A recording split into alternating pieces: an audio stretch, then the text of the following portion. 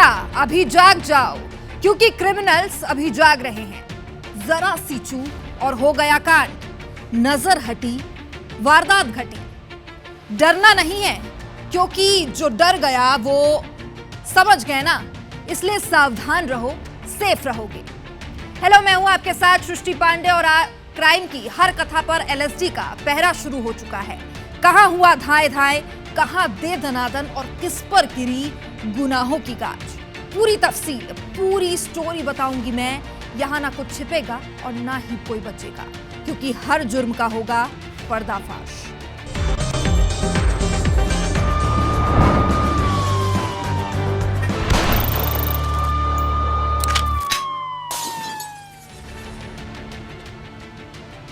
और आज बुलेटिन की शुरुआत होगी एक ऐसी खबर से जिससे सुन हम खुद दंग रह गए थे। उत्तर प्रदेश के हापुड़ में एक ऐसी सनसनीखेज खबर सामने आई है जिसने सोशल मीडिया पर तहलका मचा दिया है। एक शादीशुदा महिला अपने प्रेमी के साथ ओयो होटल में रंगे हाथों पकड़ी गई है और फिर प्रेमी बिना कपड़े के जो दौड़ा, उसने अपनी ओर सबका ध्यान खींचा। देखिए इश्क, हवस और बेवफाई में हाई वोल्टेज ड्रामा की पूरी कहानी।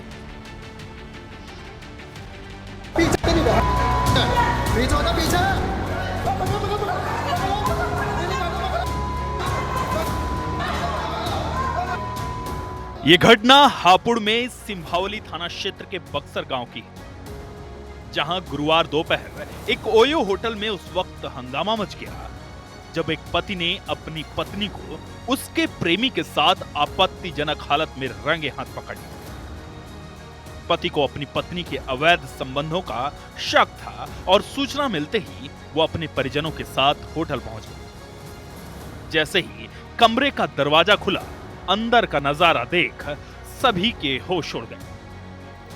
पत्नी ने खुद को बाथरूम में बंद कर लिया, लेकिन प्रेमी, जिसका नाम दानिश बताया जा रहा है, वो इतना घबरा गया कि उसने कपड़े पहनने की भी जहमत नहीं उठाई और नग्न अवस्था में ही होटल से भाग निकला।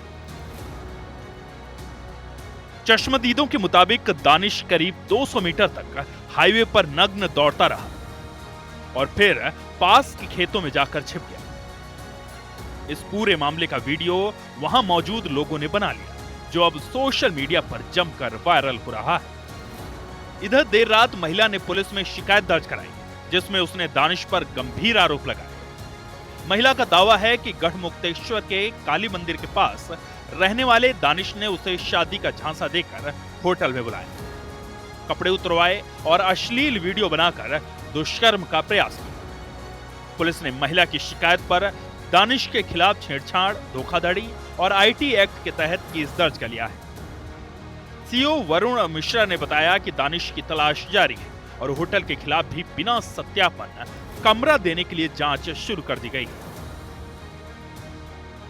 ये वीडियो सोशल मीडिया पर आग की तरह फैल रहा है। कोई इसे मजाक बना रहा है तो कोई इसे सामाजिक मर्यादा के लिए खतरा बता रहा है। ये मामला सिर्फ सामाजिक परिवेश के लिए खतरा नहीं, ये उन तमाम खबरों और रिश्तों में बेवफाई पर एक मोहर है, जो साबित करती है जिस्म की भूख, हवस की इस भड़कती आग को बुझाने के लिए ना रिश्ते देखे जा रहे हैं और ना ही मर्यादा। अब बस हर कोई अपने रिश्तों की तिलांजलि देने पर तुला है। Bureau report, IBC 24। 7 साल की मासूम बच्ची, रात होती है तो वो अंधेरे के डर से अपनी मां के आंचल में छिप जाती है। मां भी अपने जान से ज्यादा प्यारी बच्ची को लेकर अपने सीने से लगाकर सो जाती है। सुबह होती है, मां उठकर देखती है तो उस बच्ची का कहीं अता पता नहीं था। तो आखिर वो बच्ची कहां गई, खोजबीन शुरू हुई।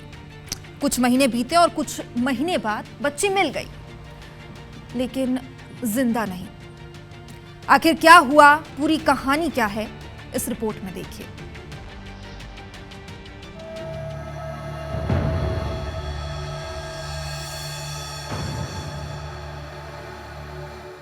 12 अप्रैल की आधी रात कोसाबाड़ी गांव में 7 साल की लाली अपनी मां और छोटे भाई के साथ आंगन में सो रहे थे। अचानक रात की सन्नाटे में वो गायब हो गई। सुबह मां पुष्पा गोस्वामी ने उसे खूब ढूंढा, लेकिन जब वो नहीं मिली तो वो थाने पहुंची और गुमशुदगी की रिपोर्ट लिखाई। पुलिस ने 7 टीमें और साइबर सेल को लगाया, लेकिन लाली का कोई सुराग नहीं मिला। 9 मई को शमशान घाट के पास एक खेत में ग्रामीणों को एक नर कंकाल, पुलिस ने उसे फॉरेंसिक लैब भेजा, जहां डीएनए जांच में पुष्टि हुई कि ये लाली का ही था। जांच में ट्विस्ट तब आया जब पुलिस ने लाली की चचेरी भाभी रितु गोस्वामी का पॉलीग्राफ, ब्रेन मैपिंग और नार्को टेस्ट करा। रितु टूट गई और उसने कबूल किया कि उसने अपने पति चिम्मन गोस्वामी, नौकर आकाश मारावी, राम रतन यादव और नरेंद्र मार्को के साथ मिलकर इस हत्याकांड को अंजाम दिया।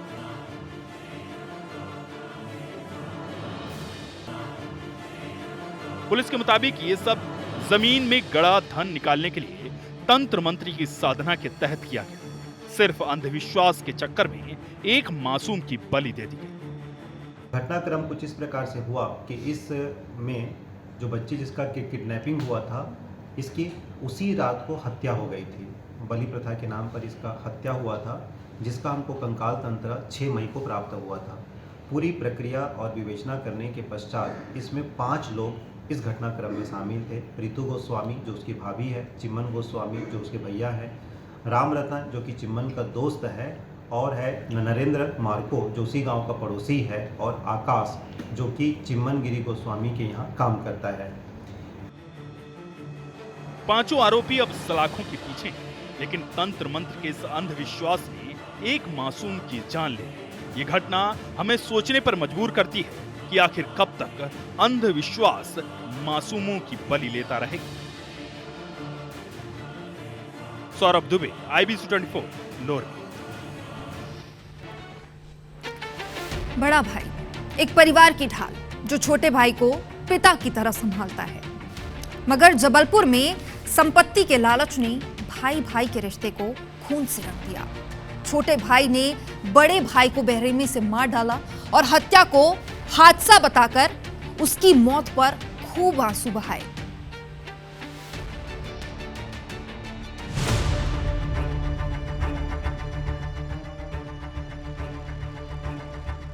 शाहपुरा के अभिषेक और ऋषभ सिंह सगे भाई थे।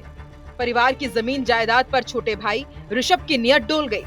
बड़े भाई अभिषेक को रास्ते से हटाने के लिए उसने खौफनाक साजिश रची। 20 जुलाई को भोपाल जबलपुर हाईवे पर लहूलुहान हालत में 2 युवकों की सूचना पुलिस को मिली। मौके पर पहुंची भेड़ाघाट पुलिस को मामला हादसा लगा, लेकिन पोस्टमार्टम में खुलासा हुआ कि अभिषेक की मौत सर पर 15 वार से हुई, न कि किसी दुर्घटना में। सूचना प्राप्त हुई थी कि मोटरसाइकिल के पीछे एक बैठे व्यक्ति की दुर्घटना में मृत्यु हो गई है और मौके पर डेड बॉडी रखी हुई है। वहाँ पर स्पॉट पर पहुँच और आसपास की पतारसी सब कुछ करने के बाद ये प्राप्त जानकारी मिली थी कि इसमें एक घटना संदिग्ध है और उसको प्रथम दृष्टया ही काफ़ी गंभीरता से लिया गया पूरी जांच को। और फिर जब मृतक की PM रिपोर्ट प्राप्त हुई और कुछ साक्ष्य एकत्रित किया तो उससे पता चला कि यह दुर्घटना न होकर ये मर्डर था। पुलिस की पड़ताल में सामने आया कि ऋषभ ने ढाबे पर अभिषेक से विवाद के बाद उसे बाइक से घर भेजा, फिर अपनी कार से बाइक को टक्कर मारी और अभिषेक को घसीटा। जब वो नहीं मरा तो कार के जैक और रॉड से सर पर ताबड़तोड़ वार कर उसे मार डाला। हत्या के बाद कार खराब होने पर ऋषभ और उसके साथी देवेंद्र लल्लू मौके से भाग निकले। पुलिस ने खून से सने जैक और रॉड को बरामद किया और ऋषभ समेत 2 को गिरफ्तार कर लिया, जबकि तीसरा साथी राजा फरार है। 4 व्यक्तियों के खिलाफ इसमें अपराध पंजीबद्ध किया। इसमें मृतक का भाई ही इसमें इन्वॉल्व रहा है और साथ में कुछ अन्य व्यक्ति भी। तो उस प्रकार से 4 लोगों के खिलाफ अपराध पंजीबद्ध हुआ और आज दिनांक तक इसमें 3 आरोपी गिरफ्तार हो चुके हैं और चौथे की इसमें तलाश जारी है। अभिषेक का परिवार सदमे में है। माँ बाप का रो रो कर बुरा हाल है। पुलिस अब इस बात की जांच कर रही है कि क्या सिर्फ संपत्ति ही हत्या की वजह थी या इसके पीछे और भी कोई राज है। इस खूनी खेल ने एक परिवार को तोड़ दिया और भाई भाई के रिश्ते को कलंकित कर दिया। जबलपुर से धर्म गौतम, IBC 24। स्पा सेंटर कहने को तो यहाँ आपकी खूबसूरती को निखारने और आपकी मानसिक तनाव को दूर करने का काम होता है, लेकिन भिलाई में एक स्पा सेंटर में कुछ और ही तनाव हो रहा है, जिसके बाद पुलिस ने स्पा सेंटर वालों को तनाव दे दिया है। क्या है ये पूरा मामला, देखिए। नेहरू नगर के ग्रीन डे स्पा सेंटर में देह व्यापार की शिकायतें पुलिस को लंबे वक्त से मिल रही थी। सुपेला पुलिस ने पुख्ता जानकारी के बाद रेड की प्लानिंग की। पॉइंटर को सेंटर पर नजर रखने को कहा गया। जैसे ही ग्राहक पहुंचे, मिस्ड कॉल का सिग्नल मिलते ही महिला एसआई के नेतृत्व में पुलिस टीम सेंटर में दाखिल हुई। वहां का नजारा चौंकाने वाला था। सेंटर की संचालिका और 2 टेलीकॉलर युवतियों को पुलिस ने रंगे हाथ पकड़ लिया, लेकिन मुख्य संचालक मौके से फरार हो गया। स्पा सेंटर, जिसका नाम ग्रीन डे स्पा सेंटर है, उस पे रेड कार्यवाही की गई है। लगातार इस स्पा सेंटर के विरुद्ध शिकायत प्राप्त हो रही थी कि यहाँ पर स्पा के नाम पर देह व्यापार का काम किया जाता है। मुखबिर की सूचना पर से तस्दीकी पश्चात रेड कार्यवाही की गई और कुल स्पा सेंटर के मालिक सहित 6 लोगों के विरुद्ध अपराध दर्ज किया गया है अनैतिक व्यापार निवारण प्रतिषेध अधिनियम के तहत। और रेड के समय वहां पर से आपत्तिजनक वस्तु, मोबाइल, टैबलेट इत्यादि को जब्त किया गया है। पुलिस ने 2 ग्राहकों समेत 3 महिलाओं को हिरासत में लिया, जबकि सेंटर में सर्विस देने वाली 6 युवतियों को सुप्रीम कोर्ट की गाइडलाइंस के तहत उनके घर भेज दिया गया। जांच में खुलासा हुआ कि सेंटर की टेलीकॉलर लड़कियां फोन और सोशल मीडिया के जरिए ग्राहकों को लुभाने ऑफर देकर बुलाती थीं। इंस्टाग्राम और फेसबुक पेज के लाइक्स के जरिए भी ग्राहकों को टारगेट किया जाता था। पुलिस ने सभी आरोपियों को कोर्ट में पेश किया, जबकि फरार मुख्य संचालक की तलाश में छापेमारी तेज कर दी गई है। शहर में ऐसे गैर कानूनी धंधे पर नकेल कसने के लिए पुलिस की कार्रवाई जारी है। भिलाई से धर्म गौतम, IBC 24। मध्य प्रदेश की राजधानी भोपाल एक बार फिर से सुर्खियों में है। वजह है महंगा नशा, वो नशा जिसका सुरूर युवाओं को दूसरी दुनिया में ले जाता है, हर फिक्र को बेफिक्र कर देता है और अंजाम उस जगह पर जाकर ठहरता है जहां खोने के लिए फिर कुछ नहीं बचता। लेकिन पुलिस ने इस नशे के सौदागरों के नेक्सस को तोड़ने एक बड़ा अभियान चलाया, जो अब नशे के तस्करों की कमर तोड़ देगा।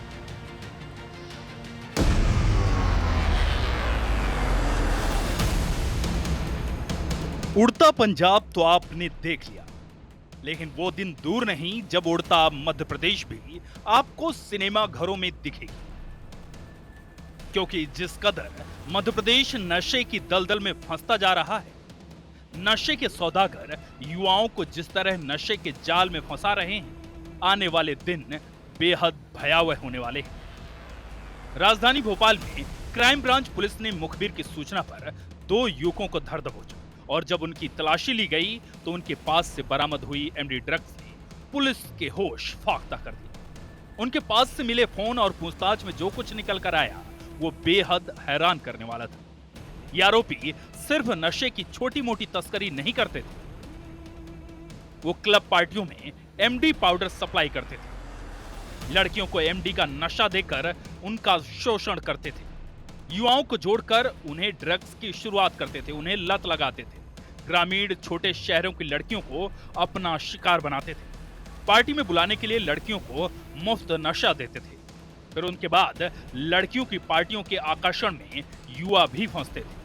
अभी तक इस कनेक्शन में 4 आरोपी जो गिरफ्तार हुए, उसके हम लोग पृथक से उनकी डिटेल्स जारी कर चुके हैं।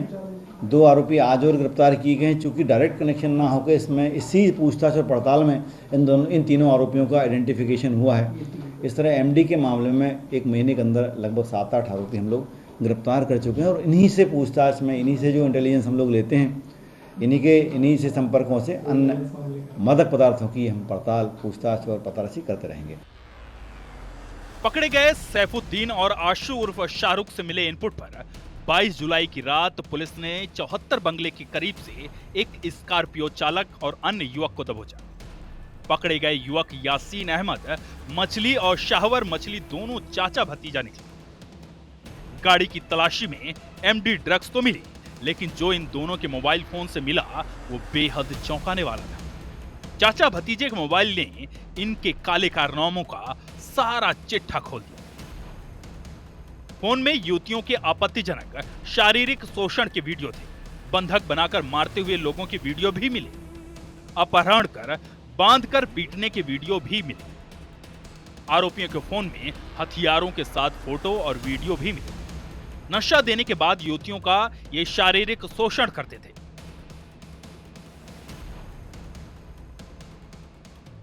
पूछताछ के दौरान जो हमारे पास पड़ताल आया तथ्य है उसमें कुछ संदिग्ध हमने चिन्हित किए और इसी ड्रग जो गिरोह से पूछताछ के दौरान 3 और तस्करों को हमने पकड़ा है जो पेडलिंग का काम करते हैं, लोगों को ड्रग्स पुड़ियों के माध्यम से बेचते हैं। इन 3 आरोपियों को गिरफ्तार किया गया है, इनसे और पूछताछ की जा रही है। चाचा भतीजे की रिमांड के बाद पुलिस के सामने आए ड्रग्स नेक्सस की परत अब खुलने लगी है। टीआईटी कॉलेज की छात्राओं के यौन शोषण मामले में भी आरोपियों के तार इनसे जुड़े हुए हैं। शहर का जाना माना मछली परिवार इस एमडी ड्रग्स रैकेट में मुख्य किरदार है। अब तक पुलिस इनके मोबाइल फोन से मिले सबूतों के बाद 7 युवकों को हिरासत में ले चुकी है। वहीं एक आरोपी को राजस्थान ले जाया गया है, जहां से वो ड्रग्स की सप्लाई करते थे। एक आरोपी को हमारे द्वारा टीम के द्वारा राजस्थान ले जाया गया था। वहाँ पर संभवतः जो हमें प्रारंभिक तौर पर उम्मीद थी कि जिन व्यक्तियों से मिला है, जहाँ जगह रुका है, उनका वेरिफिकेशन हमको कराया जाना था। जहाँ से हमें उम्मीद थी कि ड्रग्स से कुछ पेडलिंग या ड्रग्स से कुछ लेन देन है, वहाँ पे हमें कुछ सुराग और सूत्र मिले हैं, उनको हम डेवलप कर रहे हैं। उम्मीद है कि अगले दिनों में उन पे भी कुछ हमें संतोषजनक और समाधानपूर्वक तथ्य मिलेंगे। पुलिस इस मामले में पूरे नेक्सस को तोड़ने में जुट गई है। एक के बाद एक पुलिस के हाथ लग रहे सबूत जल्द ही नशे की इस काली दुनिया के असल सौदागरों के चेहरे पूरी दुनिया के सामने लाएंगे। हरप्रीत कौर रीन, IBC 24, भोपाल। कानून नहीं करता किसी को माफ, आज नहीं तो कल हर गुनहगार होगा साफ। और LSD में जारी है जंग क्राइम के खिलाफ।